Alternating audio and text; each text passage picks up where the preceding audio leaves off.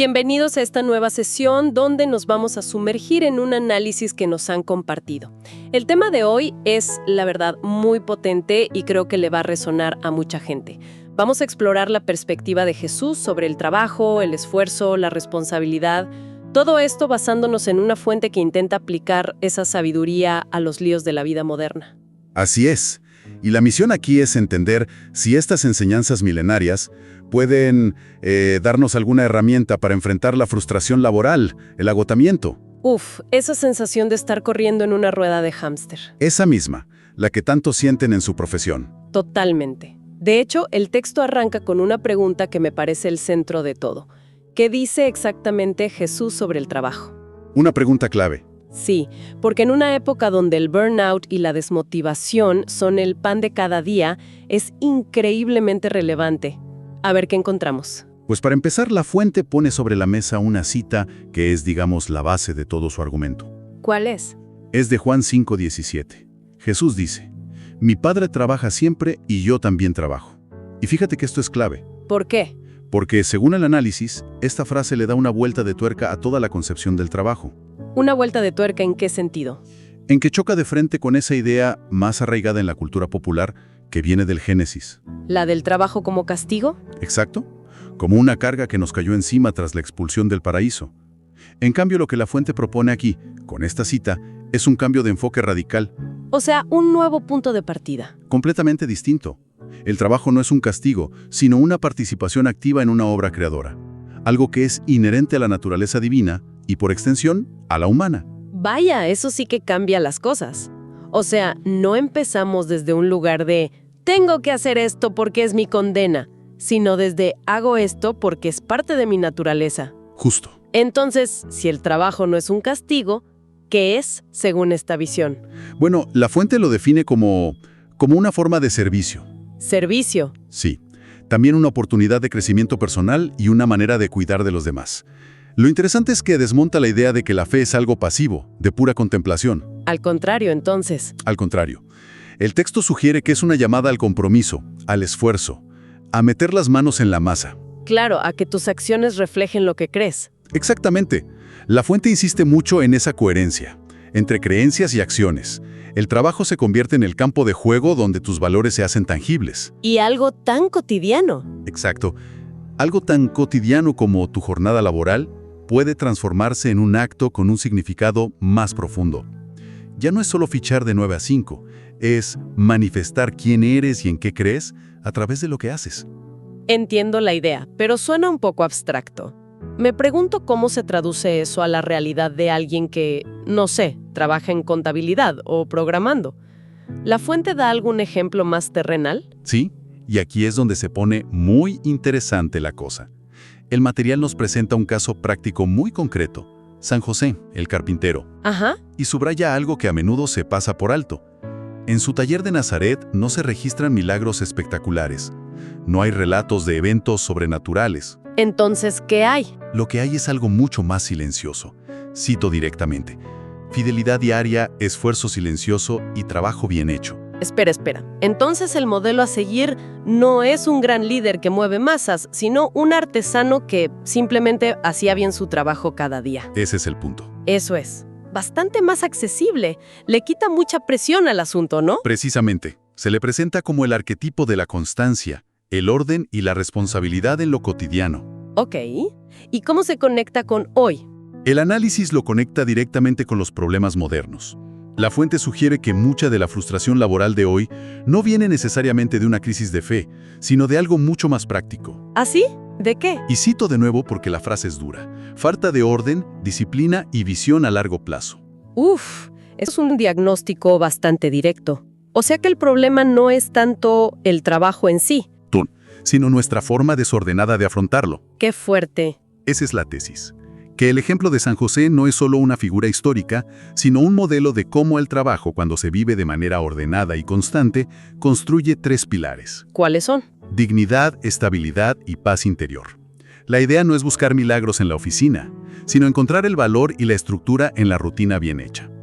Ok, el modelo de San José queda claro. Constancia, orden, trabajo bien hecho. Pero si lo queremos traducir a principios prácticos para hoy, ¿qué sacamos de ahí? ¿Cómo aplicamos la filosofía de un taller de Nazaret a una vida de reuniones por Zoom? Pues la fuente es muy pragmática en eso, y destila 5 principios concretos. A ver. El primero es que el esfuerzo constante genera estabilidad. Esto va un poco a contracorriente de la cultura de la gratificación instantánea. Claro, del resultado inmediato. Sí, la idea es que la seguridad financiera y profesional no llega de un pelotazo, sino que se construye ladrillo a ladrillo, día a día. El segundo, me imagino, tendrá que ver con la responsabilidad. Correcto. El segundo es la responsabilidad personal. Asumir las propias decisiones, tanto en el trabajo como con el dinero. Tomar las riendas. Eso es. El texto lo ve como un pilar de la madurez, porque te obliga a dejar de culpar a los demás, al jefe o a la economía por tus resultados. Entiendo, pero suena un poco duro, ¿no? A veces las circunstancias externas sí que influyen y son muy difíciles. ¿Cómo maneja la fuente esa tensión? Es un buen punto. El texto no niega las dificultades externas, para nada, pero pone el foco en el círculo de influencia de la persona. En lo que sí puedes controlar. Exacto. No puedes controlar la inflación, pero sí puedes controlar cómo organizas tu presupuesto. No puedes controlar las decisiones de tu empresa, pero sí la calidad del trabajo que entregas. Se centra en la agencia personal. De acuerdo, tiene sentido.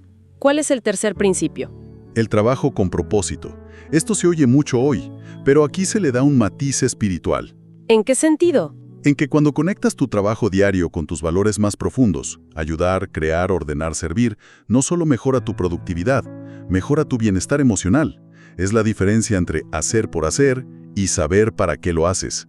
Y los últimos 2 principios parecen ir de la mano, ¿no? Orden y familia. Exacto. El cuarto es el orden y la planificación. La fuente es muy directa. Organizar tu tiempo, tus ingresos, tus metas es una herramienta básica para reducir el estrés. No como una técnica de productividad, sino casi como salud mental. Justo. Es la diferencia entre terminar el día sintiendo que solo apagaste incendios y terminarlo sintiendo que construiste algo. Y el quinto cierra el círculo, la protección familiar. El trabajo responsable se presenta como una expresión concreta de amor y cuidado. A ver, todo esto del esfuerzo constante y la responsabilidad suena muy bien, pero roza peligrosamente la cultura del burnout, que precisamente queremos evitar. Claro. ¿No hay un riesgo aquí de glorificar el agotamiento?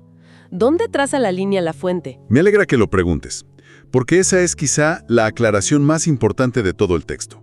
La fuente es muy explícita y dice, y creo que vale la pena citarlo textualmente. Adelante. Dice, Jesús no glorifica el agotamiento, pero sí el esfuerzo bien orientado y responsable. Ah, esa es la clave. Bien orientado. Esa es la palabra fundamental. Esto plantea una pregunta crítica sobre la cultura laboral actual. ¿Cuál es la diferencia entre estar simplemente ocupado y ser verdaderamente productivo? Totalmente. La enseñanza que se extrae no es una apología del hustle culture, del trabajo sin límites que te deja quemado. Es una defensa del esfuerzo inteligente, del que construye en lugar de solo consumir energía. El énfasis no está en la cantidad de horas, Sino en la calidad y la dirección. sino en la calidad y la dirección de ese esfuerzo. Exacto. Entendido. Pero entonces, si no se trata de agotarse, ¿cuál es la medida del éxito? ¿Cómo sabe uno si su esfuerzo está bien orientado o si simplemente está corriendo mucho en la dirección equivocada? Para responder a eso, la fuente recurre a otra cita muy conocida e invita a una especie de autoevaluación. ¿Con qué cita? Por sus frutos los conocerán. Es una invitación a mirar los resultados de tu forma de trabajar, pero no solo en términos de dinero o de estatus. Es un análisis mucho más integral. Mucho más. ¿A qué te refieres con integral? ¿Qué tipo de frutos? Pues el material guía esa autoevaluación con una pregunta muy directa y profunda. Propone que la persona se pregunte con calma. ¿Tu forma de trabajar refleja responsabilidad, orden y compromiso o solo supervivencia y cansancio? Es una pregunta que te obliga a ser brutalmente honesta. ¿Sí? No busca juzgar, sino diagnosticar. Es una pregunta potente. Te obliga a ver si tu trabajo te está estructurando o te está desintegrando. Exactamente. Los frutos son paz interior, estabilidad para tu familia, un sentido de logro. O los frutos son ansiedad, deudas, relaciones rotas y un agotamiento crónico. Claro. La conclusión a la que llega la fuente es que el trabajo, vivido desde esta perspectiva, no esclaviza, todo lo contrario. Y cito una última vez porque la frase es muy elocuente. A ver. Dice que el trabajo estructura la vida, fortalece la dignidad y da sentido al esfuerzo diario. Le da un porqué a la alarma de las 6 de la mañana que va más allá de pagar las facturas. Es un cambio de paradigma total. Pasar de ver el trabajo como una transacción, mi tiempo por tu dinero, a verlo como una actividad que nos forma. Nos forma como personas. Entonces, si tuviéramos que resumir la idea central de todo este análisis en una frase, ¿cuál sería? Creo que la propia fuente nos la da. Jesús enseña que el trabajo, cuando se vive con responsabilidad y propósito, se convierte en una fuente de crecimiento y estabilidad. Me parece una síntesis perfecta. Se trata de recuperar una dimensión de significado que quizás hemos perdido. Sin duda. Y me quedo pensando en algo. Una última reflexión que se desprende de todo esto, casi como una pregunta para seguir explorando. ¿Cuál? Si aceptamos esta premisa de que el trabajo tiene el potencial de ser una fuente de dignidad y estructura, la pregunta es, ¿cómo cambiaría nuestro enfoque hacia las metas profesionales si en lugar de verlas como meros objetivos a alcanzar en un futuro, ¿Allá? ¿A lo lejos? allá lejos, sí, si las consideráramos como los frutos que estamos cultivando con nuestras acciones de hoy? De cada día. Esa pregunta te obliga a mirar el presente de otra manera. Claro, porque cambia el foco del destino al viaje. Ya no se trata solo de la cosecha final, sino de la calidad de la siembra diaria.